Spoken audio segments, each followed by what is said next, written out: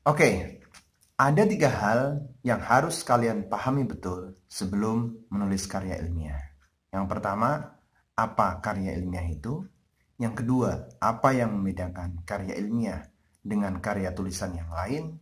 Dan yang ketiga adalah hal-hal apa saja yang harus dihindari dalam menulis karya ilmiah. Oke, simak terus.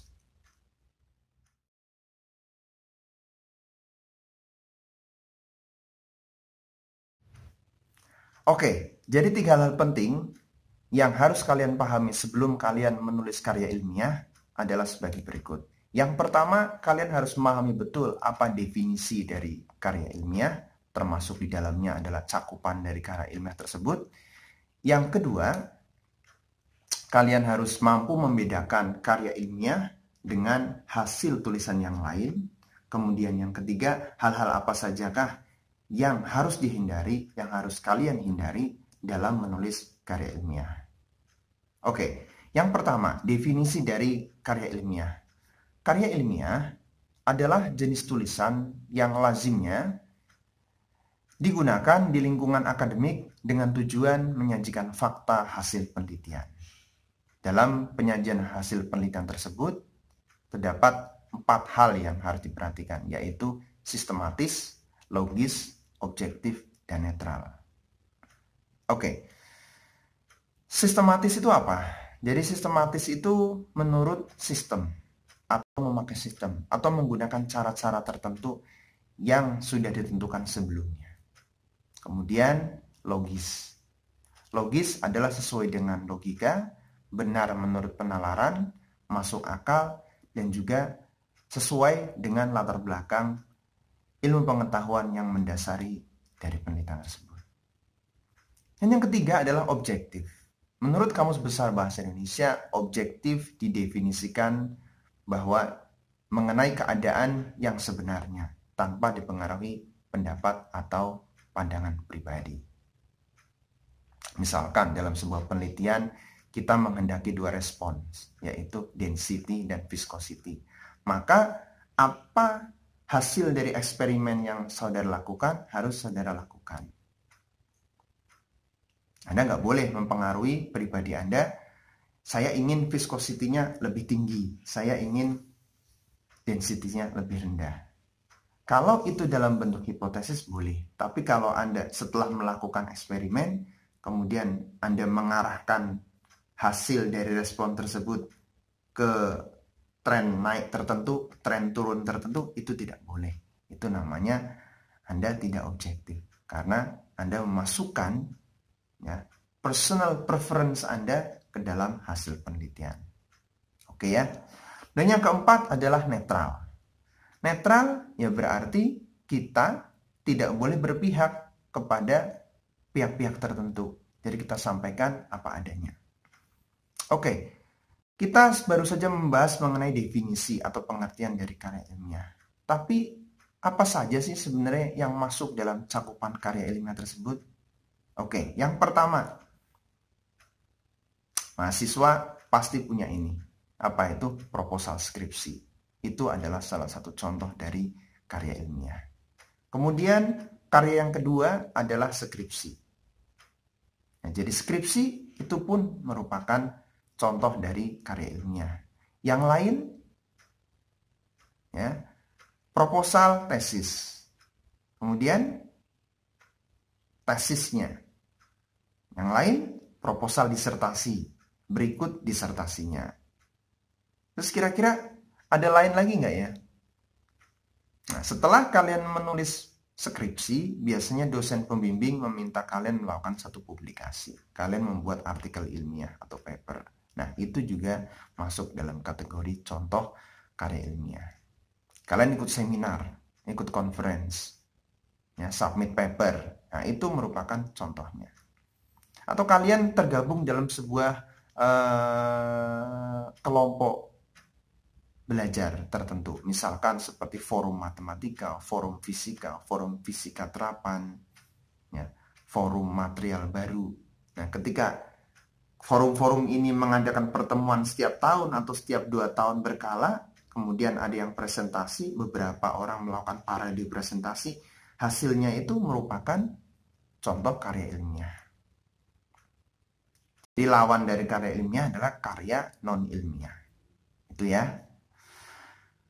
Oke, ada beberapa hal yang mensifati dari karya ilmiah ini. Maka saya rangkum sebagai berikut. Sifat dari karya ilmiah yang pertama adalah berbasis ilmu pengetahuan. Anda mau melakukan penelitian teknik mesin, maka tentunya didasari dengan ilmu pengetahuan teknik mesin.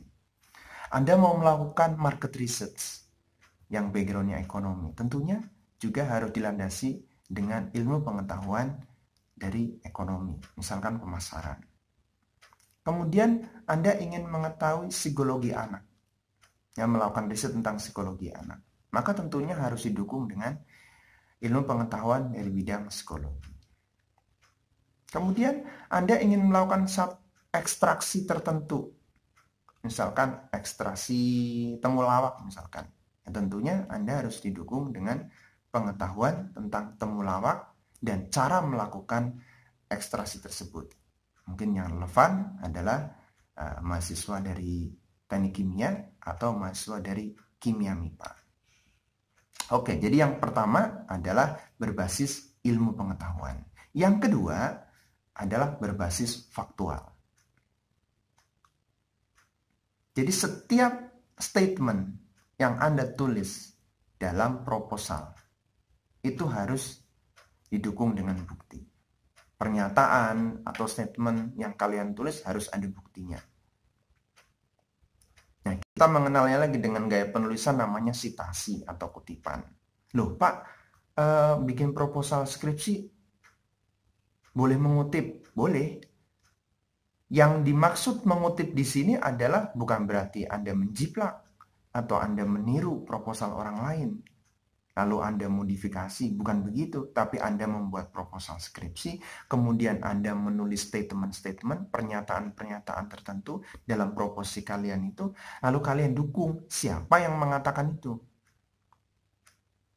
Jadi itu yang dimaksud adalah berbasis faktual. Jadi menuliskan statement atau pernyataan dengan bukti. Yang ketiga, itu menggunakan metode penulisan tertentu. Ya, jadi setiap universitas, setiap fakultas atau universitas di sini biasanya telah menentukan metode tertentu dalam penulisan itu. Jadi ada gaya selingkungnya, urut-urutannya mulai dari bab 1, bab 2, bab 3, bab keempat, bab kelima. Ya, bab 1 tentang pendahuluan, ya. Bab 2 biasanya studi pustaka atau literatur review, dan bab ketiga metodologi penelitian, bab keempat hasil dan pembahasan, bab 5 adalah penutup. Nah, jadi ada urut-urutannya. Kemudian isi bab 1 itu apa saja ya? Ada latar belakang, rumusan masalah, pembatasan masalah, tujuan, manfaat dan seterusnya. Ini ada metode penulisan yang harus diikuti, harus mengikuti itu secara berurutan. Yang keempat, menggunakan bahasa yang formal.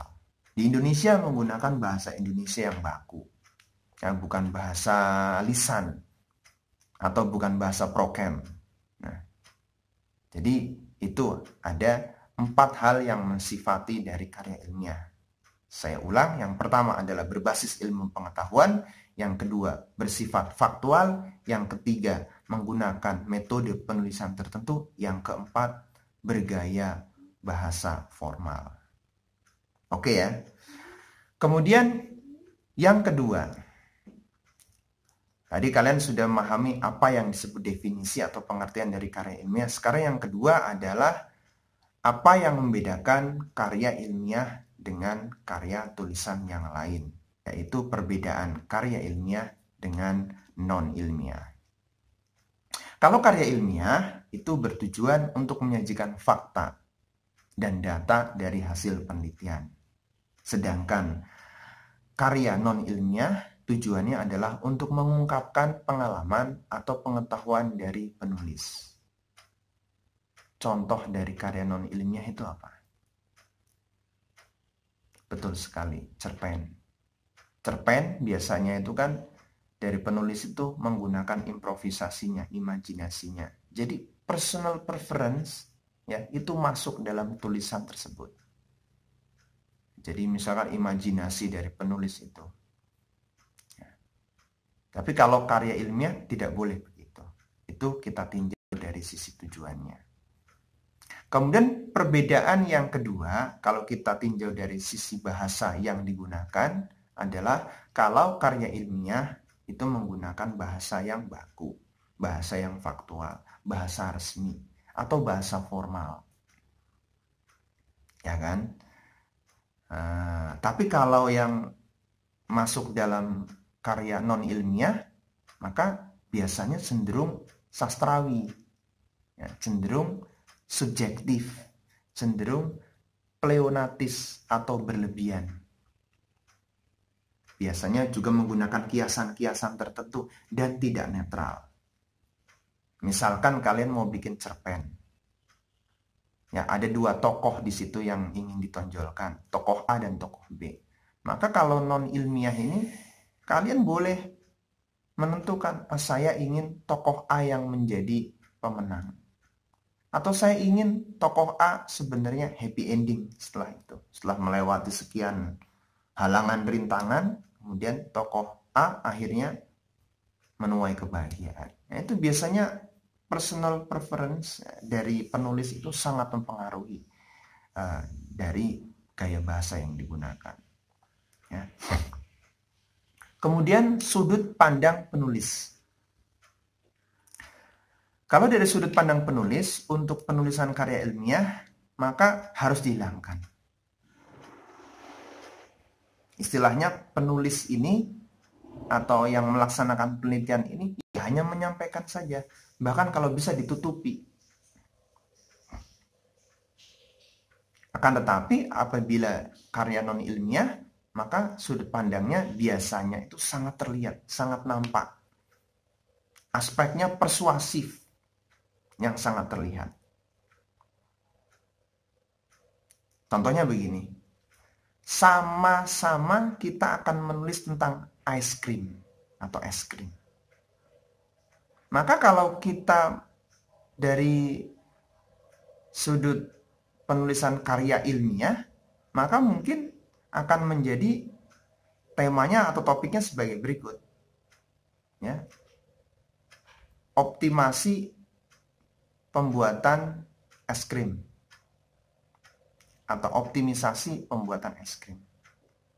Jadi kita melakukan optimalisasi, ya, optimisasi, proses optimisasi sebenarnya kondisi yang terbaik untuk membuat es krim itu bagaimana?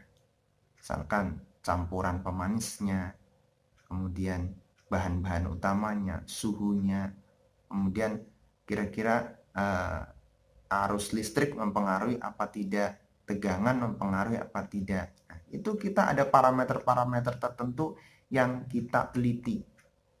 Itu buat es krim. Tapi kalau karya non ilmiah sama juga membuat es krim, maka biasanya lebih pada pengalaman penulis mengenai makan es krim. Nah, pengalaman penulis makan es krim rasa coklat begini, pengalaman penulis makan es krim dengan rasa vanila seperti apa, seperti itu. Jadi ya bergantung. Kalau misalkan ditulis oleh 10 orang, ya ada 10 jenis hasil. Ditulis oleh 20 orang, maka meskipun es krimnya sama, rasanya sama, hasilnya akan berbeda. Tapi kalau karya tulis ilmiah ini, ya, dengan tema yang sama, parameter yang sama, alat yang sama, metode yang sama, ditulis 10 orang pun hasilnya akan sama seharusnya. Kalau toh ada deviasi perbedaan, itu tidak besar. Ya, biasanya 5-10% deviasi saja, penyimpangan dari hasilnya. Itu ya. Kemudian yang ketiga, tadi yang pertama ya definisi, kemudian yang kedua perbedaan karya ilmiah dan karya non ilmiah. Yang ketiga yang harus kalian pahami betul, sebelum kalian menulis karya ilmiah adalah hal-hal apa saja yang harus kalian hindari dalam menulis karya ilmiah. Karena ini penting, jangan sampai kalian menulis karya ilmiah kemudian kalian melakukan kesalahan-kesalahan ini. Yang pertama, bahasa yang subjektif. Bahasa yang biasanya digunakan kalian komunikasi sehari-hari itu kalian gunakan dalam menulis karya ilmiah, dalam menulis proposal skripsi misalkan. Nah, itu nggak boleh. Bahasa pribadi, bahasa gaul, bahasa pembicaraan biasa dengan teman, dengan dosen, itu kalian gunakan untuk sebagai bahasa penulisan proposal skripsi nggak boleh. Dan bahasa yang terlalu berlebihan, bahasa slang, singkatan. Ya, singkatan yang tidak baku. Meskipun ada juga singkatan-singkatan yang dibolehkan dalam menulis proposal skripsi, nanti harus dimasukkan dalam sebuah nomenklatur.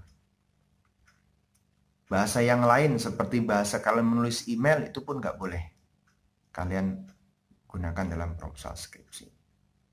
Nah, meskipun dalam video ini saya menjelaskan dengan bahasa yang tidak semuanya formal, tapi itu bukan berarti bahwa ketika kalian menulis proposal atau saya menulis proposal itu boleh menggunakan bahasa seperti ini.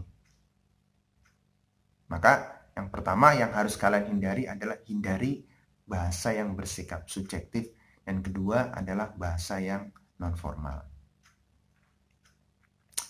Dan berikutnya, yang ketiga adalah inkonsistensi antar kalimat, paragraf, dan isi dari proposal atau dari tulisan kalian. Sebelumnya sudah saya jelaskan bahwa ada runtutan yang jelas antara bagian awal, bagian tengah, isi, dan penutup. Maka harus relevan. Harus konsisten. Apa yang kalian sampaikan di awal sampai akhir itu harus konsisten.